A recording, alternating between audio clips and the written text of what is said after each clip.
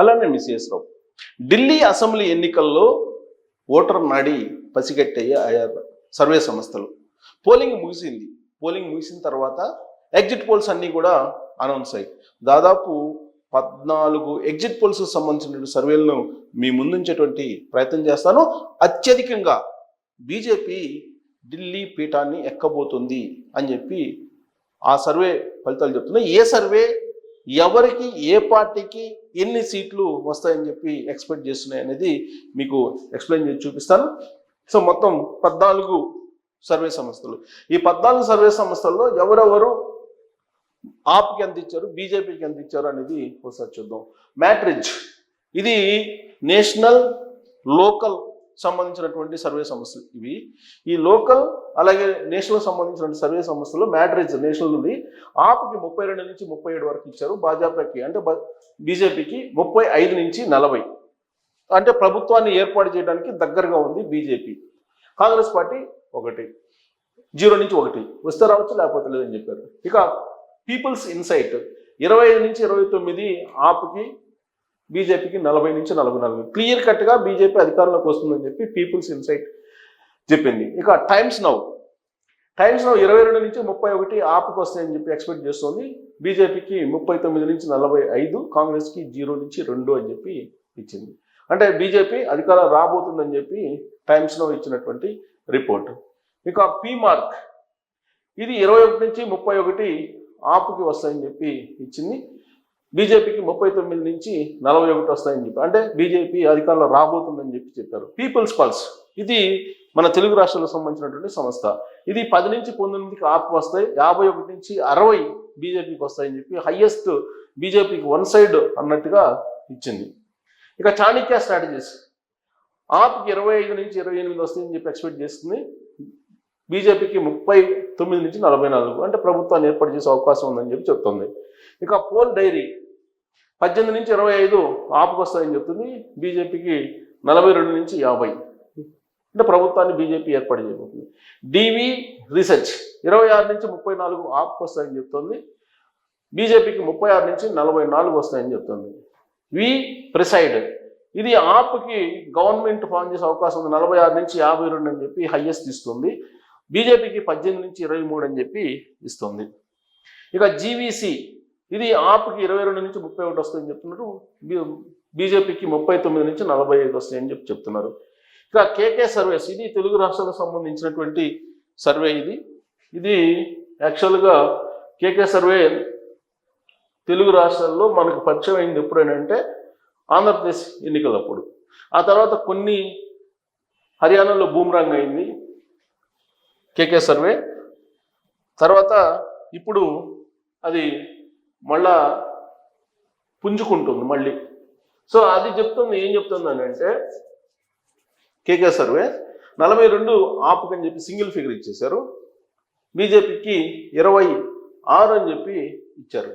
So KK survey single number ఇచ్చేసింది. ఎప్పుడు కూడా కేకే సింగిల్ నెంబర్ ఇస్తూ ఉంటాడు. కరెక్ట్ అయితే ఓకే, కరెక్ట్ కాకపోతే ఫెయిల్ అయినట్టు. సింగిల్ నెంబర్ ఇవ్వటమే అతని స్పెషాలిటీ. సో కేకే సర్వే 42 ఆప్కి ఇచ్చారు, 26 బీజేపీకి ఇచ్చారు. సో కాబట్టి సింగిల్ నెంబర్ అంటే అతను ఆప్ మళ్ళీ అధికారంలోకి వస్తుందని చెప్పి ఇచ్చాడు. ఇక ఆత్మసాక్షి మన తెలుగు రాష్ట్రాలకు సంబంధించి మరొక సర్వే సంస్థ. క్షేత్రస్థాయిలో కొంచెం మనుషుల్ని పెట్టి ఎక్స్పర్ట్స్ని చేయించేటువంటి సంస్థ. 27 నుంచి 30 వరకు ఆప్కి వస్తాయని చెప్పి ఇచ్చారు. బీజేపీకి 38 నుంచి 41 అంటే గవర్నమెంట్ని ఫామ్ చేసే అవకాశం ఉందని చెప్పి ఆత్మసాక్షి చెప్తోంది. పైనీర్ సర్వీస్ ఇది కూడా చాలా వినూత్నంగా చేస్తుంది. ఆంధ్రప్రదేశ్ ఎన్నికల్లో ఎగ్జాక్ట్గా ఓటర్ నాడిని పసిగట్టిన సంస్థ పైనీర్ సర్వీస్. 28 ఆప్కి అని ఇస్తుంది, 42 బీజేపీ అంటే గవర్నమెంట్ ఫామ్ చేస్తుంది బీజేపీ అని చెప్పి క్లియర్ కట్గా ఇస్తుంది. సింగిల్ నెంబర్ ఇచ్చారు ఈసారి పైనీర్ సర్వీసెస్ కూడా కేకే సర్వే మాదిరిగా. ఇక సిఎస్ రావు సర్వే ఇది 30 నుంచి 34 ఆప్కి వస్తాయని చెప్పి ఇస్తున్నారు. భాజపాకి 36 నుంచి 40 అంటే బీజేపీ గవర్నమెంట్ ఫామ్ చేయడానికి అంచుల్లో ఉందని చెప్పి ఇస్తున్నారు. అంటే మ్యాజిక్ ఫిగర్ 36. ఈ 36ని రీచ్ అయ్యేలాగా ఈ ఫిగర్ ఉంది సిఎస్ రావు సర్వే. అంటే చాలా టైట్ ఫైట్ నడుస్తుంది ఇద్దరి మధ్య అని చెప్పి చెప్పొచ్చు. అయితే ఇక్కడ ఒక చిన్న ట్విస్ట్ ఏంటంటే చాలామంది ఈ సర్వే సంస్థలకు కూడా అందనటువంటి ఒక అంశం, ముస్లిమ్స్ ఓట్ బ్యాంకు ఎటు మళ్ళింది అనేది. జనరల్గా కాంగ్రెస్ వైపు ఉంటుంది ముస్లిం ఓట్ బ్యాంక్ అంటారు. బట్ ఢిల్లీ విషయానికి వచ్చేటప్పటికి నీకు ఆప్ వైపు ముగ్గు చూపింది అంటున్నారు. అది కనుక నిజమైతే ఖచ్చితంగా ఆప్ అధికారంలోకి రావడానికి అవకాశం ఉంది. అయితే ఇప్పుడు సర్వే సంస్థలు 14 సర్వే సంస్థలు ఇచ్చినటువంటి ఈ రిజల్ట్ను బట్టి మెజారిటీ బీజేపీ అధికారంలోకి వస్తుందని చెప్పి ఎక్స్పెక్ట్ చేస్తున్నది. ఇక్కడ ఈ సంస్థ 1 బీజేపీ అధికారంలోకి వస్తుందని చెప్పి చెప్పింది. ఇది 2, ఇది 3, ఇక్కడ ఇది కూడా బీజేపీకి వస్తుందని చెప్పి అన్నారు. ఇది కూడా బీజేపీకి వస్తుందన్నారు. ఇది బీజేపీకి వస్తుందన్నారు. ఇది కూడా బీజేపీకి, బట్ ఇది లేదు. సో ఇక్కడ ఇది కూడా బీజేపీకి, ఇది కూడా బీజేపీకి, ఇది బీజేపీకి, ఇది బీజేపీకి. అంటే 10, 11, 12 సంస్థలు బీజేపీకి అధికారం వస్తుందని చెప్పి ఎక్స్పెక్ట్ చేస్తున్నారు. 12 సంస్థలు. ఇకన 1, 2 సంస్థలు మాత్రమే ఆప్కి అధికారం వస్తుందని చెప్పి ఎక్స్పెక్ట్ చేస్తున్నాయి. అంటే టోటల్ 14 మనం 14 తీసుకుని 14 సర్వే సంస్థల్లో 12 బీజేపీకి అధికారం వస్తుందని చెప్పి ఎక్స్పెక్ట్ చేస్తున్నాయి. 12 సంస్థలు ఎక్స్పెక్ట్ చేస్తున్నాయి. అంటే మెజారిటీ. ఒక 2 సంస్థలు మాత్రమే ఆప్ వస్తుందని చెప్పి అంటున్నారు. సిఎస్ఆర్ సర్వే మాత్రం బౌండరీ టగ్ ఆఫ్ వార్ నడుస్తుందని అంటున్నారు.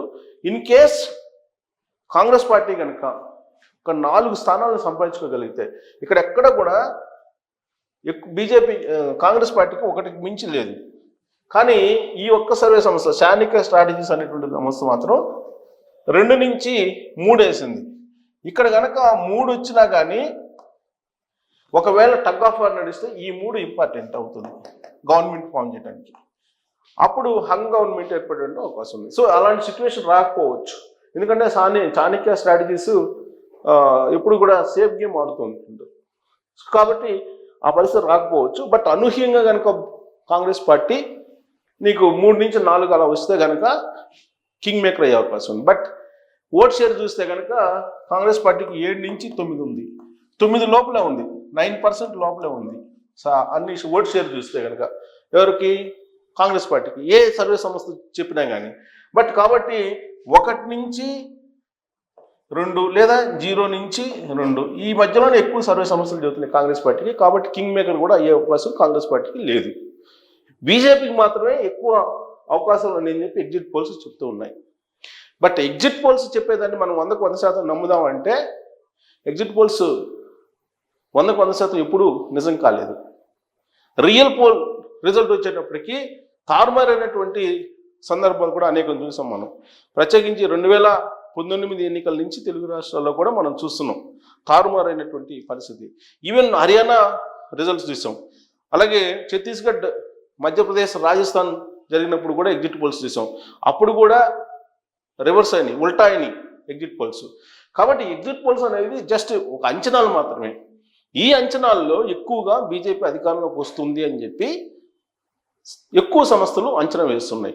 బట్ దీన్ని మనం 100% బేస్ చేసుకొని బెట్టింగ్లు కట్టడానికి లేదు. ఎందుకంటే ఇప్పటికే బెట్టింగ్లు కట్టే వాళ్ళు ఎక్కువ అయ్యారు. బీజేపీ అధికారంలోకి వస్తుందని చెప్పి ఎక్కువ మంది బెట్ కట్టారు. కాబట్టి ఎగ్జిట్ పోల్స్ను నమ్ముకొని బెట్టింగ్లు కడితే కనుక ఖచ్చితంగా నష్టపోవడం ఖాయం. వాస్తవ రిజల్ట్కి ఎగ్జిట్ పోల్స్కి ఎప్పుడో వెరీ రేర్ కేసులోనే ఎగ్జాక్ట్గా ఉంటున్నాయి. బట్ పబ్లిక్ మూడ్ని మాత్రం అంచనా వేయచ్చు ఎగ్జిట్ పోల్స్ ద్వారా. దాదాపుగా డిజాస్టర్, 1 సైడ్ గేమ్ ఉంటుందని చెప్పి ఏ సర్వే సంస్థ కూడా చెప్పట్లా. ఒక్క పీపుల్స్ పల్స్ మాత్రం చెబుతుంది 1 సైడ్ గేమ్ ఉంటుందని. అది తప్ప ఏది బీజేపీ వైపు. కేకే సర్వే 1 సైడ్ గేమ్ ఆప్ వైపు ఉంటుందని చెప్తుంది. ఈ 2 తప్ప ఏ సర్వే సంస్థ కూడా 1 సైడ్ గేమ్ ఉంటుందని చెప్పి ఎక్స్పెక్ట్ చేయట్లేదు. కాబట్టి ఢిల్లీ ఎగ్జిట్ పోల్స్ బీజేపీ అధికారంలోకి వస్తుందని ఎక్కువ సంస్థలు అంచనా వేస్తున్నటువంటి క్రమంలో మీ అబ్జర్వేషన్ ఏంటి? అక్కడ కింగ్ ఖచ్చితంగా బీజేపీ అవుతుందా, లేదంటే కింగ్ మేకర్ కాంగ్రెస్ అయ్యే అవకాశం ఉందా, లేదంటే 4వసారి ఆప్ తిరుగులేనటువంటి విధంగా అధికారంలోకి వస్తుందా? మీ అబ్జర్వేషన్ ఏంటి అనేది ట్రోల్స్ రూపంలో తెలియజేయచ్చు. Thank you.